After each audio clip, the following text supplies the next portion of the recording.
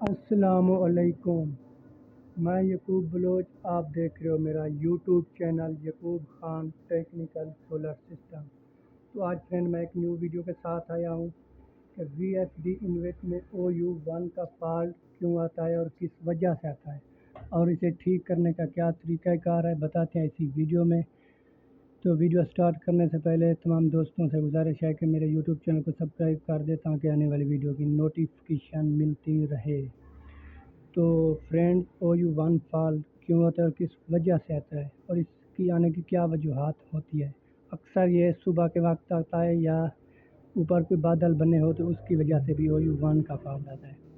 تو اس کا کوئی سیٹنگ وغیرہ نہیں ہوتی، اس کی ایک سیٹنگ ہے، وہ بھی میں آپ کو اسی ویڈیو میں بتا دیتا ہوں۔ اگر وہ بھی آپ کی سیٹنگ ٹھیک ہے تو پھر OU1 کا فالٹ آ رہا ہے تو اس کی وجوہات یہ ہو سکتی ہے کہ جو آپ کا آگے لوڈ ہے وہ بہت ہی زیادہ ہے اور آپ کے جو وولٹیج سولر پینل سے آ رہا ہے وہ بہت ہی کم ہے۔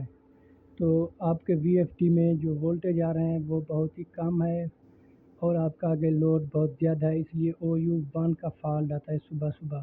اکثر یہ OU1 کا فالٹ آٹا چکی پر آتا ہے صبح صبح کے وقت 8 بجے یا 8:30 بجے۔ جیسے ہی اب ہمارے وولٹیج پیچھے سولر پینل سے بڑھتے ہیں تو OU1 کا فالٹ دوبارہ نہیں آتا۔